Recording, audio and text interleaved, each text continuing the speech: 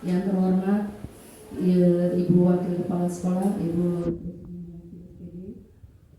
dan yang saya hormati Bapak Ibu Guru serta staf didik SD Cipayung.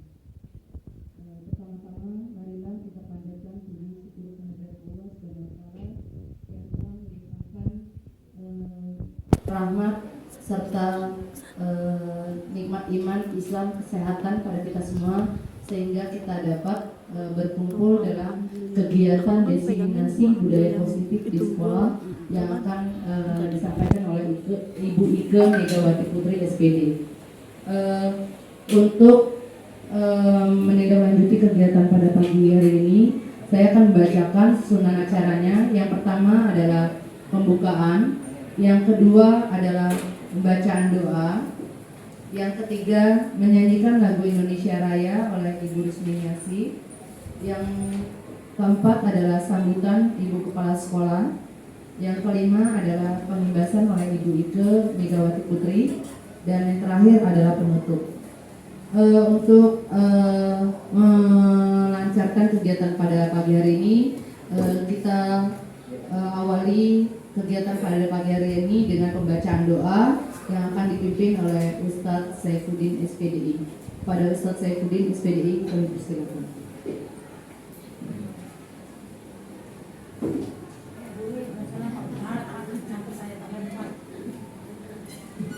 Bismillahirrahmanirrahim. Assalamualaikum warahmatullahi wabarakatuh.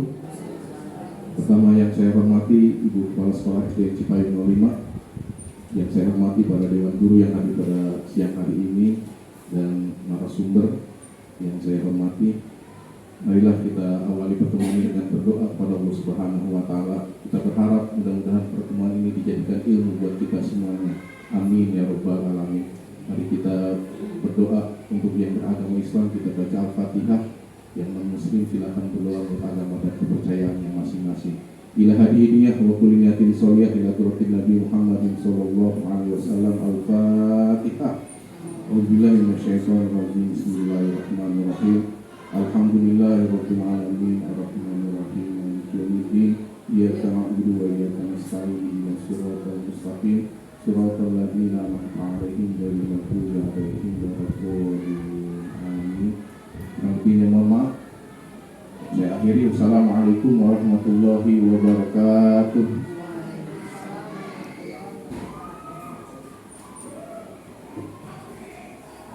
Terima kasih untuk Ustadz Saifuddin. Untuk acara selanjutnya adalah menyanyikan lagu Indonesia Raya yang akan dipimpin oleh Ibu Risminiasi. Hadirin diharapkan berdiri.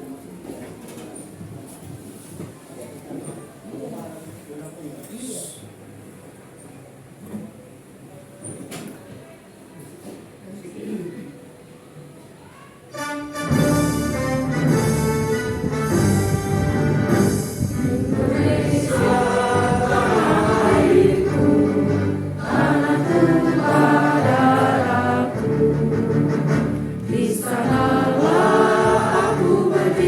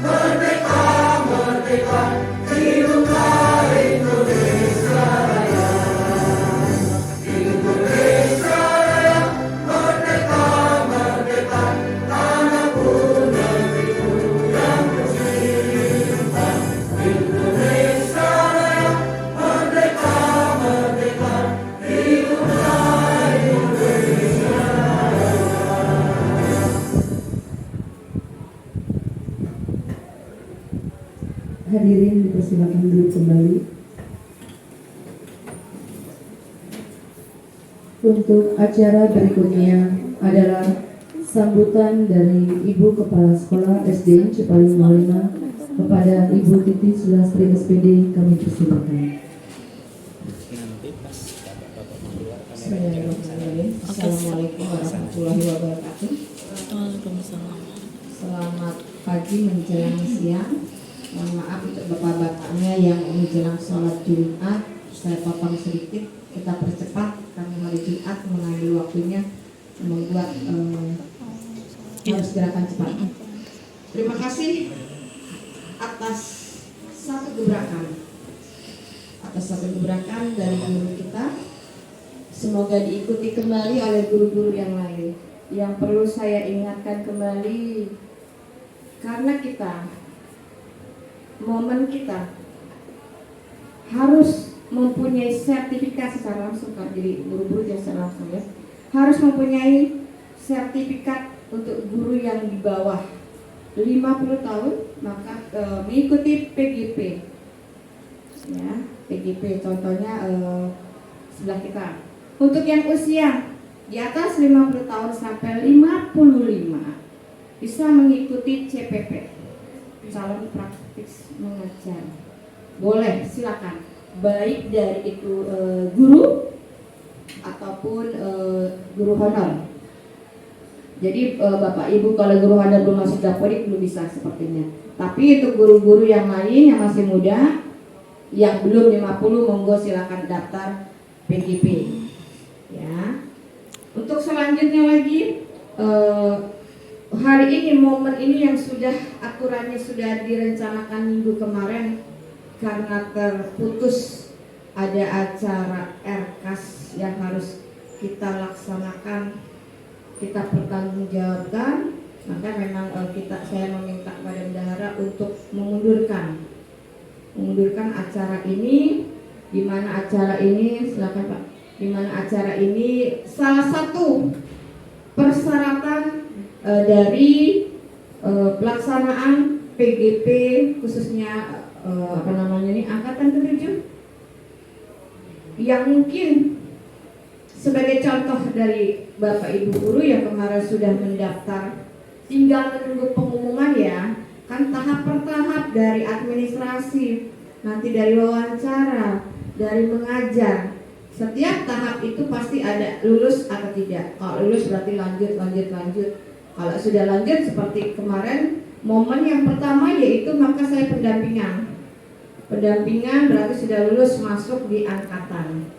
Kemarin yang daftar sudah 3 orang. Kalau lulus tahapan selanjutnya maka angkatan 9 ya? Iya. Kalau daftar nanti di selanjutnya lagi, kalau dibuka Bu Yani berarti siap di angkatan 10 kalian. Kalau masih juga melintir ya sudahlah. Bagi Bapak Ibu yang usianya sudah mau mendekati 50, yuk segera daftar, karena kedepannya saya nggak tahu apakah harus mempunyai sertifikat dari PGP.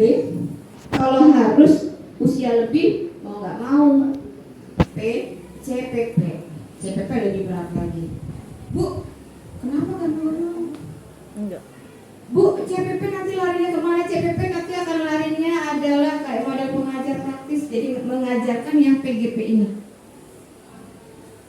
Memang acuannya berat. Itu salah satu, nanti bisa aja Bu loncat Bu jadi pengawas. Monggo silakan. Kalau kepala sekolah ikutin CPP bisa langsung pengawas. Tapi bukan langsung langsung ditempatkan pengawas, tidak. Ada suatu mekanisme yang harus, aturannya harus ikutin, bukannya kita sudah mendapatkan CPP, misalnya kayak saya CPP langsung dijadikan pengawas, tidak. Ada aturannya yang harus saya lengkapi. Oke. Makanya kemarin ketika saya datang sini saya PGP ya, tapi saya memang mengundurkan diri, modelnya kayak sama dia nih. Karena ada satu item yang menurut saya berat. Jadi bagaimana caranya saya mengundurkan diri seperti itu, harusnya nggak boleh. Ya, jadi jangan ikutin saya. Tapi untuk guru-guru selanjutnya, yuk ke depannya sertifikat itu harus punya. P3K yang baru nih, tolong segera ikut. Jangan Bu, saya masih lama, jangan seperti itu, kita aturannya ke depannya tidak tahu. Kan menterinya kan juga berubah Bu, siapa tahu aturannya berubah. Tapi siapa tahu juga sertifikat itu tetap berlanjut. Ya, jadi tolong ikut aja, nggak usah takut. Kita contohkan background kita yang di depan nih, dengan ribet kerjaannya banyak, alhamdulillah bisa ya. Contoh dan bukti nyata. Ambillah yang terbaik aja, sisi yang baik. Kalau sisi yang tidak baik nggak usah diikutin. Sama juga saya, kalau sisi yang tidak baik tidak usah diikutin. Yang tidak baik bukan contoh, tapi ambillah sisi yang baik saja. Setiap manusia pasti ada plus ada minus ya. Jadi dalam hari ini saya buka untuk desiminasi tentang budaya positif di sekolah atas nama Ike Megawati Putri. Silakan untuk dilanjutkan. Terima kasih. Wassalamualaikum warahmatullahi wabarakatuh.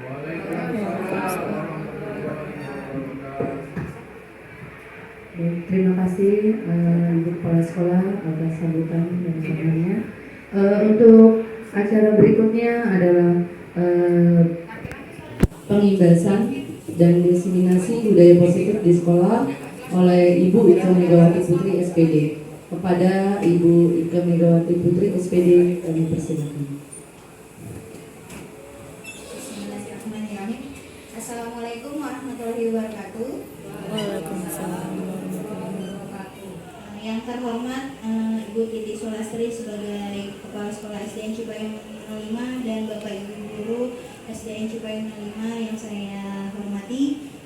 Di sini saya akan mengimbaskan budaya positif tentang pendidikan guru penggerak yang saya ampu pada angkatan 7. Sebelumnya saya akan membacakan sebuah pantun dulu. Ke Surabaya membeli ketan, Cakep. makan bersama-sama. Izinkan saya mempresentasikan budaya positif ke Bapak Ibu semua.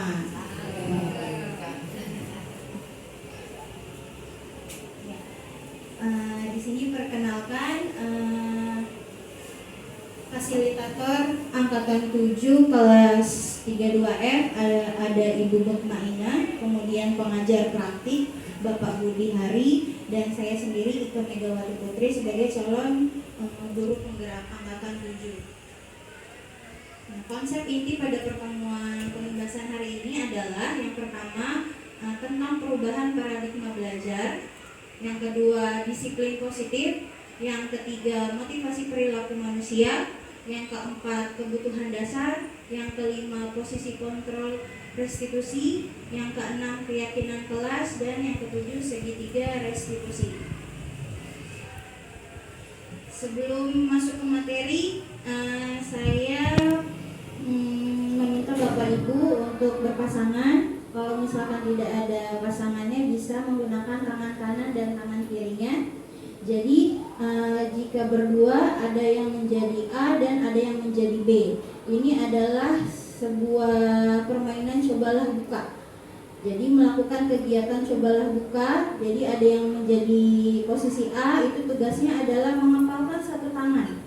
Yang menjadi A mengepalkan satu tangan. Nah, jadi yang dikepalkan ini kira-kira ada sesuatu yang paling berharga, yang sangat berharga menurut Bapak Ibu. Kemudian Bapak Ibu harus menjaga agar benda atau barang yang berharga itu yang ada di kepala Bapak Ibu itu jangan sampai terbuka atau boleh juga terbuka. Jadi pokoknya bagaimana caranya sekuat tenaga untuk menjaganya. Nah, kemudian yang berperan sebagai B mencoba segala cara untuk agar yang posisi A ini bisa terbuka kepalan tangannya. Jadi bisa dibujuk, bisa dimarahin, bisa digoda, bisa dikelitikin, pokoknya ditawari sesuatu yang bagaimana biar yang jadi posisi A itu bisa membuka. Nah, saya kasih waktu kurang lebih 1 menit untuk memperagakan kepada temannya ke sampingnya atau kira-kira yang jadi A siapa, yang jadi B siapa. Nah, kalau tidak ada bisa kiranya tangan kirinya yang A atau tangan kanannya jadi yang B. Ini gimana caranya nih biar tidak terbuka?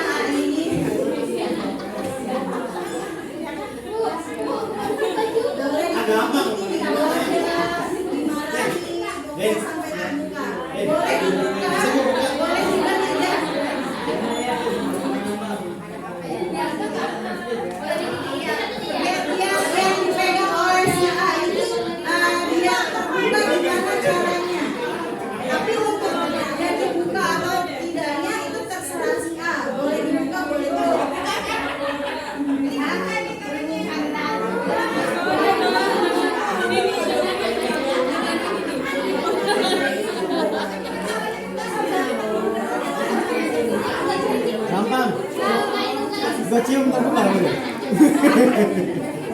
Kan bukan berkaplak, wampok.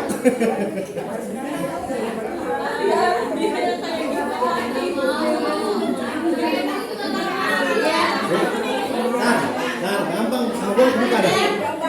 Gua cium. Ya.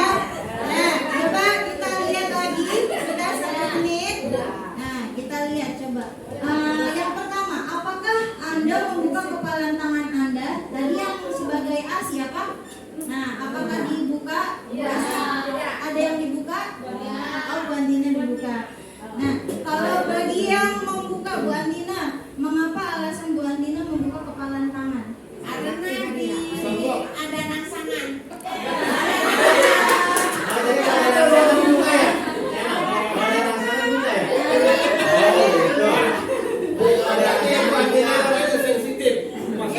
Yang menutup kepalan tangan Bu Asia. Bu Asia, alasannya kenapa Bu Asia? Kurang rangsang. Saya akan tetap menjaga prinsip saya. Jadi tidak dirayu, tidak pernah rayu. Berarti kurang rangsang. Tidak bisa dirayu. Berarti kurang rangsang beda sama Bu Andina. Nah, kita lihat Bapak Ibu di bagian ketiga ini. Dalam kegiatan ini sesungguhnya siapa yang memegang kendali atau kontrol untuk membuka atau menutup kepalan tangan?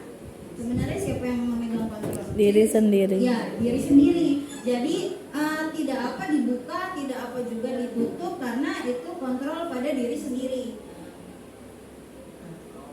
Nah, di sini ada stimulus respon. Sebelum ada teori kontrol, kebutuhan itu menurut stimulus respon itu kebutuhan kita itu sama. Tapi ketika ada teori kontrol, kebutuhan kita sebagai manusia itu berbeda-beda. Nah, kemudian yang kedua, pada stimulus respon semua orang itu melihat hal yang sama. Tapi ketika pada teori kontrol, kita setiap orang, setiap manusia itu memiliki gambaran yang berbeda-beda. Jadi nggak ada yang sama. Kemudian kita mencoba orang agar berpandangan sama dengan kita. Tapi pada teori kontrol, kita berusaha memahami pandangan orang lain tentang dunia bahwa tidak harus sama dengan kita. Kemudian perilaku buruk dilihat sebagai suatu kesalahan. Nah, kalau pada teori kontrol mau itu perlakuan buruk atau perlakuan baik, itu semua pasti memiliki tujuannya. Pasti ada, maksudnya ada kenapa bisa seperti itu. Kemudian pada stimulus respon orang lain bisa mengontrol kita. Tapi pada teori kontrol hanya kita sendiri yang bisa mengontrol diri kita sendiri. Nah, kemudian sebelumnya stimulus respon bilang kita bisa mengontrol orang lain, tapi pada teori kontrol kita tidak bisa mengontrol orang lain. Jadi hanya dia sendiri yang bisa mengontrol dirinya. Kemudian pemaksaan pada saat bujukan gagal. Jadi kalau misalnya kita pengen sesuatu terus kita membujuk orang tersebut terus ternyata gagal ya dipaksa. Tapi kalau pada teori kontrol itu tidak. Jadi harus adanya kolaborasi dan konsensus menciptakan pilihan-pilihan baru. Kemudian pada stimulus respon, model berpikirnya kita itu pasti kalau nggak menang ya kalah. Tapi kalau dalam teori kontrol itu pasti menang, nggak ada yang kalah. Pokoknya semuanya jadi menang. Nah, sesuai dengan filosofi Ki Hajar Dewantara, biasanya kan kalau Ki Hajar Dewantara yang kita tahu Ingarso, Sukurodo, Imanio Yomokaso, sama Dururi Handayani yang sering dilontarkan kan. Nah, ternyata banyak sekali filosofi Ki Hajar Dewantara. Salah satunya adalah pendidik itu hanya dapat menuntun tumbuh atau hidupnya kekuatan kodrat yang ada pada anak-anak. Jadi agar dapat memperbaiki lakunya hidup dan tumbuhnya kekuatan itu agar dapat memperbaiki lakunya hidup dan tumbuhnya kekuatan kodrat anak. Jadi kita ini sebagai pendidik, sebagai orang tua di rumah maupun di sekolah itu menuntun anak-anak tumbuh dan berkembang sesuai kodratnya, kodrat anak sebagai seorang anak dan sesuai zamannya, kodrat zaman. Jadi karena anak zaman dulu pasti berbeda dengan anak zaman sekarang dan mungkin di masa depan.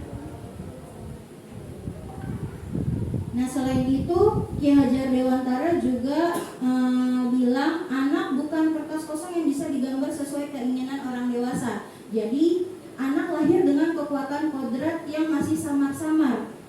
Tujuan pendidikan adalah menuntun dengan memfasilitasi atau membantu anak tersebut untuk menebalkan garis samar-samar agar dapat memperbaiki lakunya untuk menjadi manusia seutuhnya.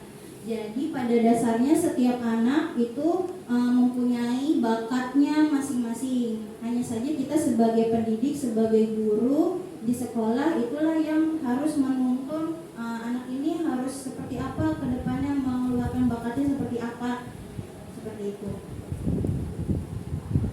Nah, jadi dengan adanya filosofi-filosofi Ki Hajar Dewantara ternyata bisa paradigma perubahan belajar ini dalam pembelajaran itu harus berpihak pada murid sesuai kodrat anak dan kodrat zaman. Jadi kita sebagai guru hanya fasilitator dalam pembelajaran, menuntun mereka supaya memiliki bekal yang baik, yang cukup untuk di masa depan. Sehingga memberikan mereka kemerdekaan dalam mengeksplorasi dirinya. Jadi tidak menghukum kamu harus seperti ini, kamu harus seperti itu, tidak, tapi dibebaskan, yang penting sesuai alurnya, sesuai jalurnya, tidak keluar konteks, pokoknya hal-hal yang negatif untuk fungsinya. Jadi kita sebagai fasilitator untuk anak murid. Nah, di sini saya mengaplikasikannya adalah tentang membuat beberapa rangkaian dengan melakukan suite perkalian. Kemudian saya melakukan kesepakatan kelas kepada anak-anak, melakukan perkalian menggunakan duduk perkalian. Jadi anak-anak tidak terpaku harus dihafali satu-satu, tapi sambil dengan bermain pun bisa sambil belajar. Ini sebelum pulang sekolah kita melakukan dari perkalian, kemudian pembelajaran tidak hanya di dalam kelas tapi di luar kelas. Jadi kita bisa memanfaatkan lingkungan yang ada di sekolah.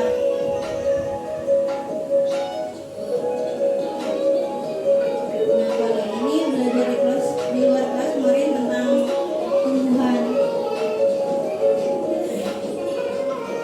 Dan ternyata memang anak-anak lebih senang kalau belajarnya di luar kelas dibandingkan di dalam kelas, karena terlalu fokus dengan buku dan materi aja dan hanya diam di tempat saja.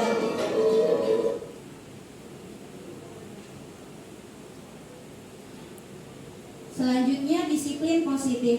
Apa makna disiplin? Disiplin itu berasal dari bahasa Latin yaitu disciplina, artinya belajar. Makna dari kata ini berkonotasi dengan disiplin diri dari murid-murid, menggali potensinya menuju sebuah tujuan apa yang dihargai oleh orang lain dan diri mereka sendiri.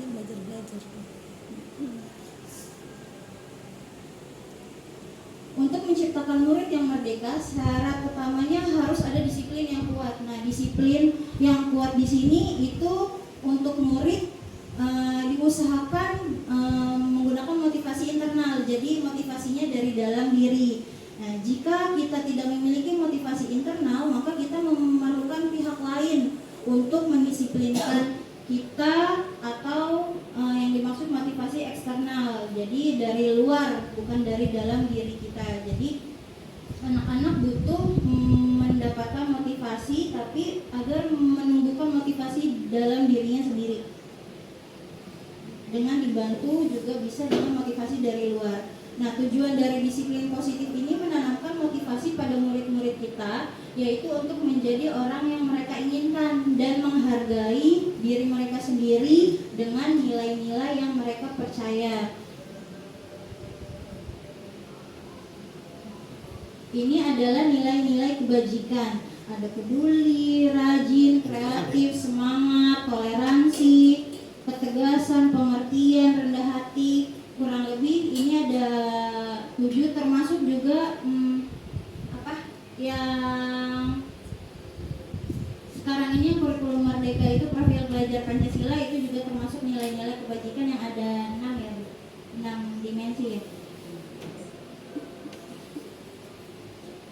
dalam memotivasi perilaku manusia. Kalau menurut Dian Gosan ini dalam bukunya Restructuring School Discipline menyatakan ada 3 motivasi perilaku manusia. Yang pertama, untuk menghindari ketidaknyamanan atau hukuman. Jadi anak-anak terpacu belajarnya biar nggak diomelin sama gurunya, atau misalkan dikasih hukuman sama bapak ibu gurunya gitu. Nah, yang kedua, mendapatkan imbalan atau penghargaan dari orang lain. Jadi ya biar mereka belajarnya semangat, kita kasih penghargaan, entah biasanya kan suka ada bintang-bintang atau kasih reward makanan atau minuman gitu. Nah, yang ketiga itu motivasi untuk menjadi orang yang mereka inginkan dan menghargai diri sendiri dengan nilai-nilai yang mereka percayai. Jadi ini adalah motivasi yang paling bagus, itu yang ketiga ini. Jadi untuk menjadi orang yang mereka inginkan dan menghargai diri sendiri dengan nilai-nilai yang mereka percaya. Nah, ini motivasi ini sebenarnya munculnya harusnya dari diri sendiri, bukan dari luar dengan diiringi hadiah atau malah hukuman. Nah, kebutuhan dasar manusia ini ada 5. Yang pertama, bertahan hidup, kemudian kasih sayang dan rasa diterima, kemudian yang ketiga kebebasan, yang keempat kesenangan, yang kelima penguasaan. Nah, ketika seorang murid melakukan suatu perbuatan yang bertentangan dengan nilai-nilai kebajikan yang tadi itu, atau melanggar peraturan di kelas atau di sekolah, hal itu sebenarnya bisa jadi mereka itu gagal memenuhi kebutuhan dasar mereka. Jadi mungkin mereka kurang kasih sayang dari orang tua, atau misalkan kurang mendapatkan rasa kesenangan di rumah, makanya di sekolah ingin mendapatkan perhatian dari temannya atau bapak ibu gurunya, seperti itu. Jadi setiap anak melakukan hal-hal negatif itu bukan karena mereka nakal, tapi memang mereka ternyata kurang kebutuhan dasarnya. Jadi bagaimana kita sebagai guru menumbuhkan itu biar mereka merasa terpenuhi kebutuhan dasar mereka untuk bekal nanti ketika dewasa. Jadi seorang murid yang tidak begitu berhasil secara akademik, mungkin kebutuhannya akan penguasaan tidak terpenuhi di sekolah. Oleh karena itu, mungkin dia akan mencoba untuk memenuhi kebutuhannya akan penguasaan dengan mencoba mengatur orang lain di lapangan bermain atau bahkan menyakiti mereka secara fisik. Nah, sebagai guru kita dapat melibatkannya dalam kegiatan yang memberikan peluang murid tersebut membuat pencapaian yang berarti. Nah, menurut Glasser itu kapasitas untuk berubah ada pada dalam diri. Jadi jika kita dapat mengidentifikasi kebutuhan apa yang mendorong perilaku kita, maka perubahan perilaku positif dapat dimulai dengan mencari solusi untuk memenuhi kebutuhan tertentu dengan cara yang positif. Jadi ternyata Bapak Ibu sebagai guru, apakah kita juga sudah memenuhi kebutuhan dasar yang 5 ini, 5 yang tadi? Nah, kalau misalkan belum, bagaimana kita bisa memenuhi kebutuhan murid-murid kita sedangkan kita sendiri belum memenuhi kebutuhan dasar kita sendiri. Jadi di sini Bapak Ibu bisa merefleksikan diri supaya bagaimana caranya kebutuhan dasar diri kita sebagai guru itu bisa terpenuhi, baru kita bisa menularkan, kita mencontohkan kepada murid-murid kita. Nah, di sini ada sebuah cerita. Dinda, seorang anak kelas 3 SD, begitu tiba di rumah sepulang dari sekolah menangis dan mengadu kepada ibunya bahwa dia benci pada Ibu Rani, gurunya. Menurut Bapak Ibu, kebutuhan apa yang berusaha dipenuhi oleh Dinda? Nah, bila Bapak Ibu berada dalam posisi Ibu Rani dan mendengar informasi dari ibunya tentang perasaan Dinda hari itu, apa yang dilakukan Dinda besok ketika Dinda masuk sekolah agar kebutuhan Dinda terpenuhi? Nah, di sini ada kan jawaban Dinda. Ibu guru bilang boleh bersenandung sewaktu mengerjakan tugas. Katanya kelas harus tenang, tidak ada suara, kan nggak seru jadinya. Nah ternyata si Dinda ini membutuhkan kebutuhan dasar yaitu kesenangan. Nah tindakan kita tuh seperti apa? Kemudian Dinda bilang juga ke ibunya, ibu guru tidak menyapaku hari ini padahal aku pakai jepit rambut baru. Nah ternyata ada kebutuhan kasih sayang dan rasa diterima yang kurang terpenuhi. Nah kemudian Dinda bilang lagi, aku bosan masa belajarnya cuma gitu-gitu aja, dengerin ibu guru aja. Nah ternyata Dinda membutuhkan kebebasan. Nah kemudian Dinda bilang lagi, aku sebel gambarku tidak rapi, malah ibu guru nunjukin ke teman-temanku di depan kelas. Nah ternyata ada kebutuhan yang kurang, yaitu penguasaan oleh Dinda. Nah kurang lebih seperti ini. Nah kemudian ada posisi kontrol restitusi. Di sini menurut Dr. William Glasser, kesimpulan ada 5 posisi kontrol yang diterapkan seorang guru, orang tua, ataupun atasan dalam melakukan kontrol di lingkungan rumah, sekolah, atau di kelas. Yang pertama sebagai penghukum, yang kedua pembuat rasa bersalah, yang ketiga teman, yang keempat pemantau, nah yang kelima manajer. Nah di sini ada biasanya kalau penghukum itu pasti bilangnya kalau kamu tidak melakukannya awas ya, rasakan, atau misalkan ayo kamu lari di lapangan gitu. Nah itu biasanya hukuman. Jadi dampaknya pasti mengulangi kesalahan. Kalau misalkan pembuat orang merasa bersalah pasti bilangnya ibu kecewa sama kamu gitu. Atau bisa juga kamu seharusnya sudah tahu ibu lelah sekali mengatakannya, ibu stres karena kamu gitu misalkan. Nah terus ini ada sebagai teman. Kalau sebagai teman kita bisa bilang ayolah lakukan demi ibu, masa kamu tidak mau, ingat tidak, ibu pernah bantu kamu. Itu secara teman. Nah kalau secara pemantau dia lebih lebih melihat bagaimana dan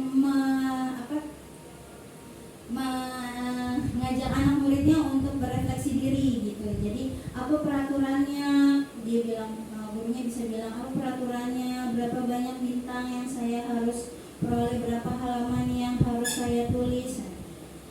Jadi nah yang terakhir ini yang kontrol diri manajer. Jadi seorang guru itu harus sebagai manajer membuat anak muridnya merefleksikan kesalahannya, tidak dihukum, tapi dia harus bertanggung jawab terhadap apa yang telah dia lakukan dengan memberikan pertanyaan, apa yang kita yakini, apa yang bisa kau kerjakan untuk memperbaiki masalah ini. Jadi membuat anak itu berpikir juga, enggak ikut kamu harus gini, kamu harus gini, enggak. Jadi anak ikut sertakan untuk berpikir bagaimana cara mencari jalan keluar dalam permasalahan. Jadi di sini guru itu diharuskan menjadi posisi manajer. Nah di sini saya kecewa sekali dengan kamu. Nah siapa yang mengatakan biasanya kalau saya kecewa sekali dengan kamu, kemudian kamu tidak pernah benar melakukannya, ayo lakukan demi saya ya. Kemudian apakah kamu mau mendapatkan stiker bintang hari ini? Terus bagaimana kamu bisa menyelesaikan masalah ini? Atau kamu selalu yang paling terakhir? Nah ini kecewa sekali. Nah berarti itu kita sebagai guru sudah membuat anak tersebut menjadi merasa bersalah. Kemudian kalau misalkan kita terus bilang kamu tidak pernah benar, kamu tidak pernah beres, itu berarti, atau kamu harus lari di lapangan, tidak pernah dengerin alasan dari muridnya, itu berarti kamu hukum. Kemudian lakukan demi ibu bapak, berarti kita memposisikan diri kita sebagai guru itu anak itu sebagai teman. Kemudian stiker bintang, memberi stiker bintang, berarti kita sebagai guru menjadi pemantau. Kemudian menyelesaikan masalah ini, berarti kita sebagai manajer. Kurang lebih seperti ini. Jadi nilai-nilai kebajikan universal yang disepakati secara tersirat dan tersurat, lepas dari latar belakang suku, negara, bahasa, maupun agama. Itu merupakan keyakinan seseorang akan lebih memotivasi seseorang dari dalam. Dengan adanya keyakinan kelas ini, diharapkan murid bisa memotivasi dirinya untuk menjadi lebih baik di kelas. Assalamualaikum, apa kabar? Baik. Assalamualaikum, apa kabar? Baik. Assalamualaikum. Waalaikumsalam. Assalamualaikum, apa kabar? Baik. Ya, coba lihat temannya kiri kanan yang Alexa, sakit. Ya, Bagas juga sakit. Kita doakan sama-sama supaya teman-teman kita yang sedang sakit diberi kesembuhan, dia bisa belajar bersama kembali dengan kita. Amin. Nah, anak-anak, anak saleh. Nah, anak-anak, kalian punya nggak impian kelas? Kalian mempunyai impian apa tentang kelas kita? Kira-kira kalian ingin memiliki kelas yang seperti apa? Ada yang bisa jawab? Satu aja deh, satu dulu. Siapa ya? Kalian? Ruangannya ada AC-nya. Ya namanya impian. Ya berarti kan seperti aman-aman. Pengennya seperti apa sih kelas kita? Ya terserah. Coba Cakra.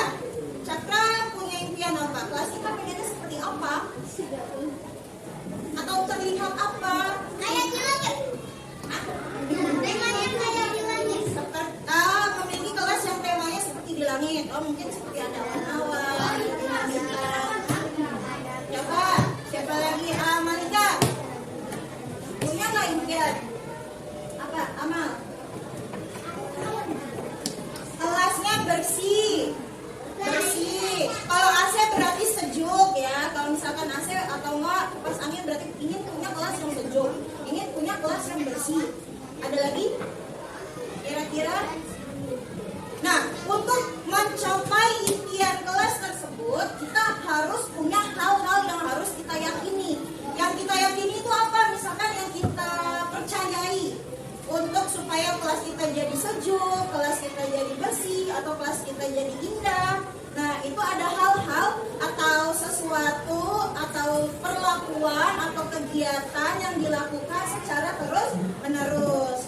Nah, sebelum itu kita akan membuat keyakinan kelas. Apa itu keyakinan kelas? Keyakinan kelas adalah sesuatu yang kita yakini. Bukan hanya kalian sebagai murid, tapi guru juga sebagai guru yang belajar bersama kalian di kelas ini. Jadi ini setiap kelompok Mulika kasih satu, kalian tulis di sticky note-nya ya. Nah, satu orang satu, kasih satu. Kalau ada yang lebih simpan dulu. Nah, tulis di sticky note-nya, menuliskan hal-hal atau sesuatu yang kita yakini bersama untuk di kelas kita, supaya seperti tadi yang Auliana bilang, supaya kelas kita sejuk, atau seperti yang Amal bilang, supaya kelas kita bersih, seperti Cakra bilang, supaya kelas kita kelihatan rapi seperti di awan mungkin di langit. Nah, menulisnya berapa? Boleh 2, boleh 3. Kira-kira sesuatu apa saja yang supaya kelas kita menjadi bersih, menjadi indah, menjadi nyaman belajarnya. Jadi namanya impian berarti kan sesuatu yang bagus kan? Ya tulis dulu namanya. Misalkan Fakih, di bawahnya 1 apa, 2 apa, boleh 2, boleh 3. 1 juga apa sih? Nama pendek aja nggak apa-apa. Iya, taruh aja dulu lebihnya. 1 orang 1 ya. Jangan nulis yang apa sih yang lengket ya. Yang lengket nanti buat nempel di sini. Jadi di sini 2C. Nah, itu yang sticky note yang dikasih satu-satu itu kalian tulis. Kalau sudah nanti kita tempel di sini di depan. Kita baca bersama-sama. Nah, anak-anak, jika sudah selesai, silakan maju ke depan. Habis itu lurus ke depan.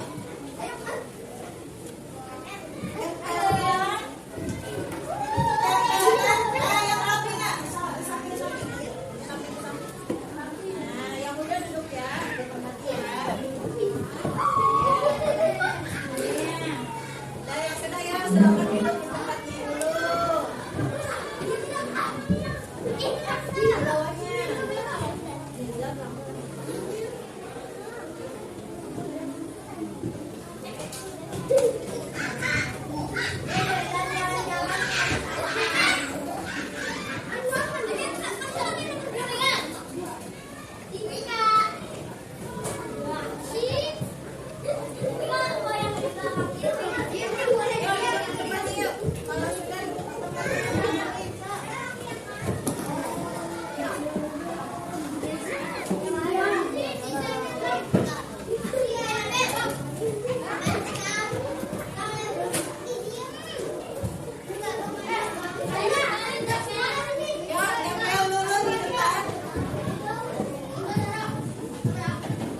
Coba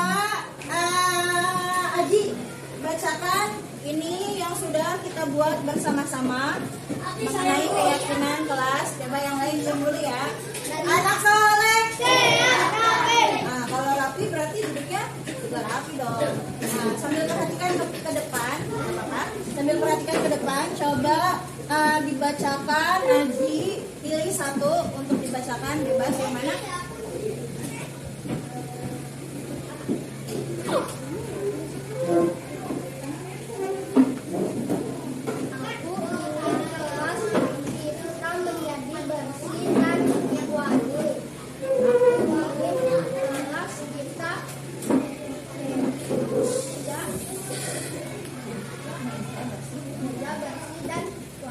Oke, jadi silakan duduk anak. Jadi ada teman kita yang ingin memiliki kelas itu bersih dan wangi. Jadi bagaimana? Jadi keyakinan kelasnya adalah kita harus menjaga kebersihan. Ya, berarti menjaga kebersihan kelas.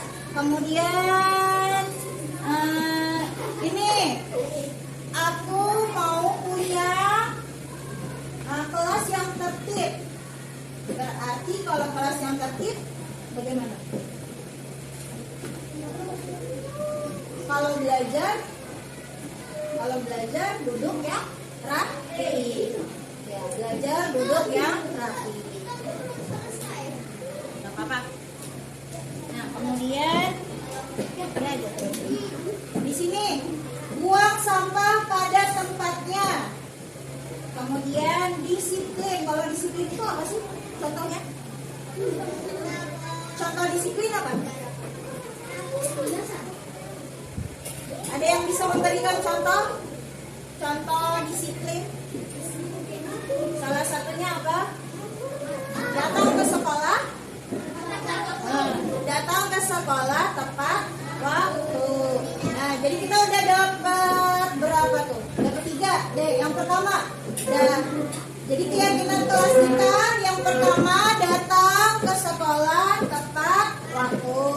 Yang kedua, menjaga kebersihan kelas. Kalau menjaga kebersihan kelas berarti kalau ada sampah langsung dibuang di tempat sampah. Kemudian tadi apalagi yang ketiga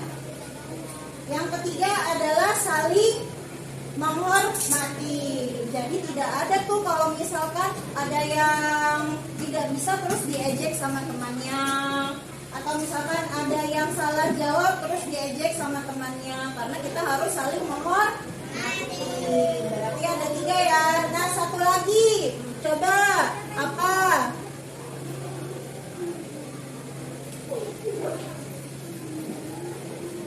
Ini apa lagi? Merapikan meja dan kursi. Berarti tentang keindahan kelas. Ingin indahnya terlihat rapi dan bersih biar enak dilihat. Jadi ada 4. Bu, itu ulangi lagi ya. Keyakinan kelas 2C. Yang pertama, datang ke sekolah tepat waktu. Yang kedua, menjaga kebersihan kelas. Yang ketiga,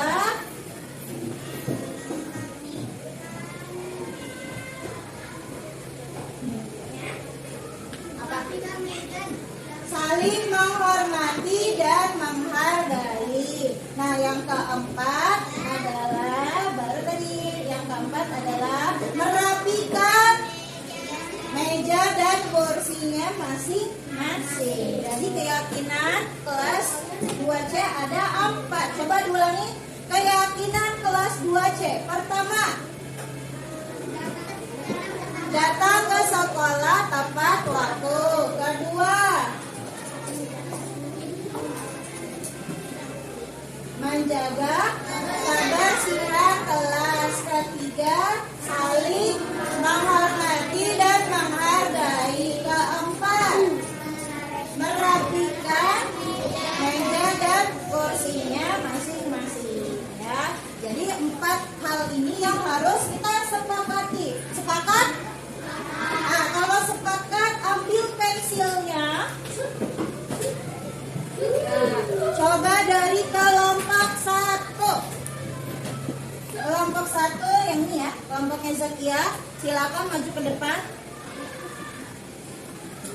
Tanda tangan di bawahnya. Tanda tangan.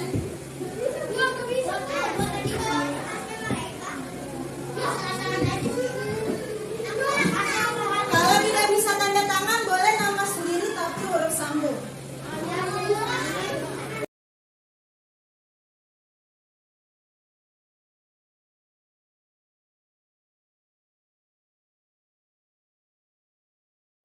Jadi kita bisa menanyakan impian kelas dulu, kira-kira anak-anak ingin memiliki kelasnya seperti apa. Jadi untuk menstimulasi dia bisa berpikir, oh kelas saya mau seperti ini, seperti itu. Nah, kalau misalkan dia sudah tahu ingin kelasnya seperti apa, dia bisa menuliskan di kertas. Nah, kertas itu nanti kita kumpulkan bersama-sama. Kan dari 32 anak kan pasti banyak kan. Nah, kita ambil kurang lebih 4-5 kira-kira nilai-nilai kebajikan yang perlu dilaksanakan di kelas dan kita sepakati bersama-sama. Kalau misalkan sudah dapat 4 atau 5 nilai kebajikannya, berarti kita sama-sama antara guru dan muridnya untuk menyepakati itu, untuk melaksanakan itu.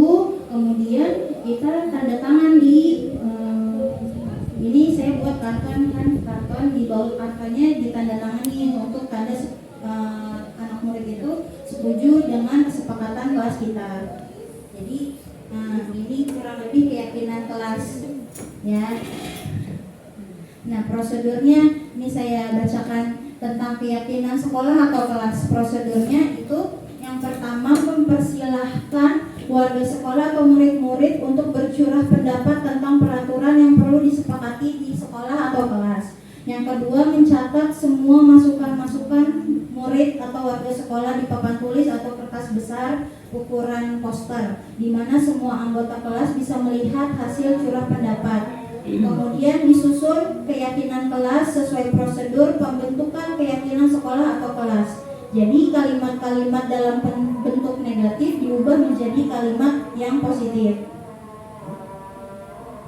Kemudian ditinjau kembali daftar curah pendapat yang sudah dicatatnya.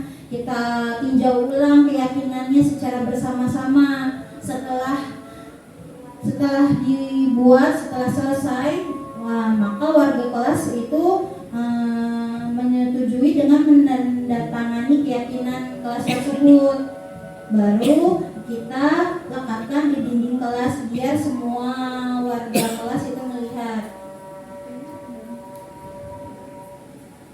Nah, ini keyakinan kelas yang sudah saya buat: datang tepat waktu, menjaga kebersihan kelas, saling menghormati dan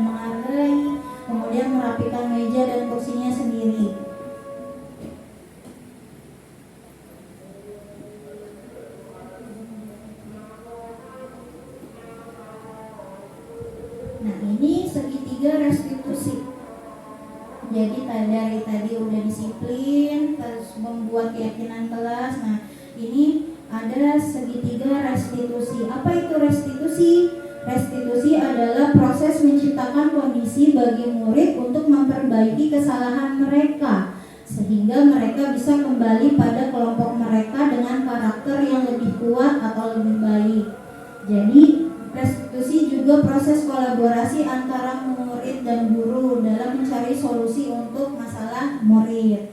Dan guru membantu murid berpikir tentang orang seperti apa yang mereka ingin menjadi apa, bagaimana mereka harus memperlakukan orang lain, kurang lebih seperti itu. Nah, dalam menjalankan peraturan atau keyakinan kelas atau sekolah, jika ada suatu pelanggaran tentunya sesuatu itu harus terjadi. Nah, untuk itu kita perlu meninjau ulang tindakan penegakan peraturan atau keyakinan kelas selama ini. Tindakan terhadap suatu pelanggaran pada umumnya berbentuk hukuman atau konsekuensi. Kalau nggak dihukum ya pasti ada konsekuensinya. Kan? Nah, di sini perbedaannya. Kalau misalkan kita melakukan hukuman, nah anak itu belajar menyembunyikan kesalahan, terus mereka mencoba mengontrol anak dengan penguatan negatif, atau dampak pada murid bisa jadi marah, merasa bersalah, rendah diri. Tapi kalau misalkan dengan konsekuensi atau restitusi itu bisa mendisiplinkan mereka berubah menjadi lebih baik. Dengan anak bisa jadi taat peraturan, kemudian mencoba mengontrol anak dengan penguatan positif gitu. Jadi anak bisa belajar memecahkan masalahnya sendiri. Anak paham bahwa dirinya itu yang memegang kendali kontrol untuk mereka. Jadi guru hanya menjadi pembimbing atau fasilitator untuk menuntun mereka menjadi lebih baik.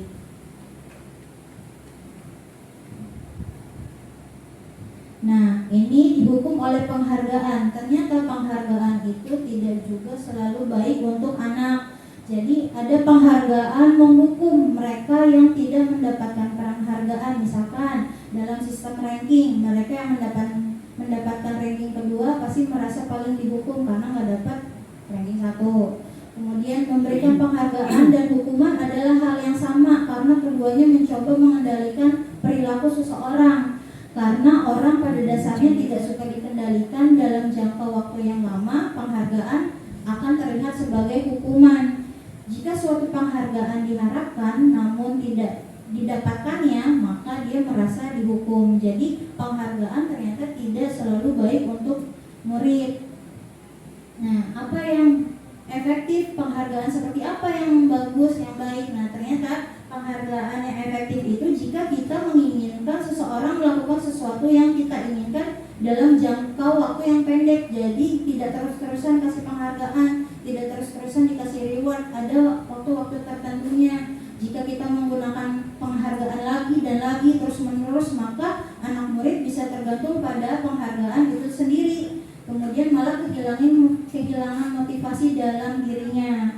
Nah, jika kita mendapatkan penghargaan untuk melakukan sesuatu yang baik, maka selain kita senantiasa berharap mendapatkan penghargaan tersebut lagi, kita pun menjadi tidak menyadari tindakan baik yang telah kita lakukan.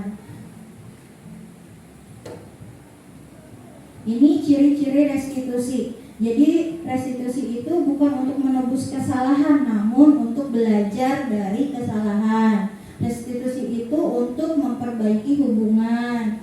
Kemudian ini merupakan tawaran, bukan paksaan.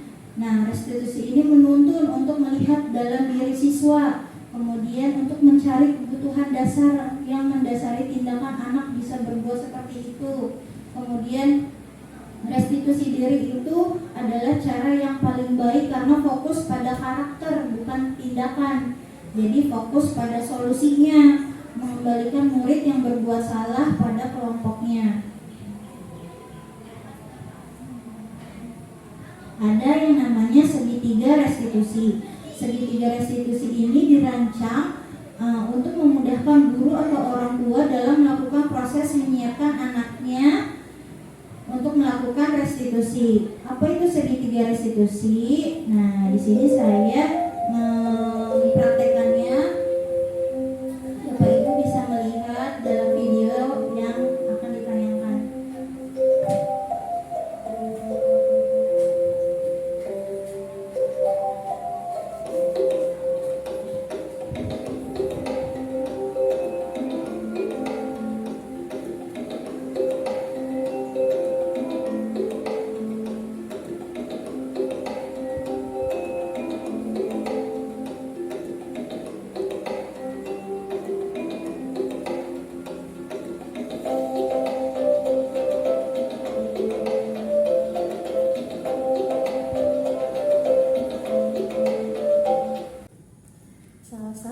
apakah kamu tahu hari ini hari apa? Iya, saya tahu Bu. Lalu mengapa kamu mengenakan baju bebas sedangkan hari ini ada pelajaran olahraga? Iya Bu, maaf ya Bu. Oke, Ibu maklumi kamu mengenakan baju olahraga hari ini. Ibu tidak akan menghakimi kamu karena setiap orang pasti pernah melakukan kesalahan. Nah, di sini kita akan mencari jalan keluar sama-sama agar Salsa tidak mengulanginya kembali. Iya, baik Bu. Nah, kamu pasti punya alasan kenapa kamu mengenakan baju bebas hari ini. Apa alasanmu? Baju saya basah Bu, karena kemarin seharian hujan deras sehingga belum kering. Nah, apakah mengenakan baju bebas yang bukan seragam sekolah merupakan keyakinan kelas kita? Tidak Bu, saya melanggar keyakinan kelas kita. Oke, apa saja keyakinan kelas kita? Datang tepat waktu, mengenakan seragam lengkap, dan menjaga kebersihan kelas. Bagus. Lalu bagaimana agar kejadian ini tidak terulang kembali? Saya akan menyiapkan baju seragam sehari sebelumnya Bu. Oke, Ibu hargai usaha kamu. Semoga Salsa menjadi anak yang selalu mematuhi peraturan sekolah agar belajarnya juga nyaman ya. Amin, terima kasih ya Bu. Salsa mengenakan baju bebas, padahal di hari itu ada mata pelajaran PJOK yang seharusnya mengenakan baju seragam olahraga sekolah. Nah, di sini kita sebagai guru mengaplikasikan segitiga restitusi. Jadi di sini tidak menyalahkan murid, tapi kita mencari jalan keluar bagaimana caranya supaya Salsa ini tidak mengulanginya dengan mendapatkan pelajaran dari kesalahan yang telah dia lakukan. Suaranya kurang terdengar. Itu Mbak, itu di laptopnya. Ada, nanti saya share link YouTube-nya, dia ada di YouTube. Kita lanjut aja ya Bapak Ibu. Nah, ini segitiga restitusi. Jadi yang pertama kita menstabilkan identitas.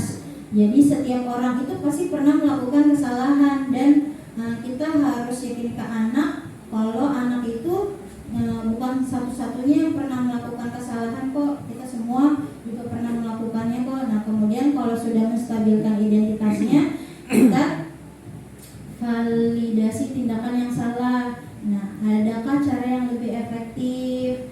Atau kamu tentu punya alasan mengapa melakukan itu. Seperti tadi, kenapa alasan kamu bisa tidak menggunakan seragam sekolah gitu.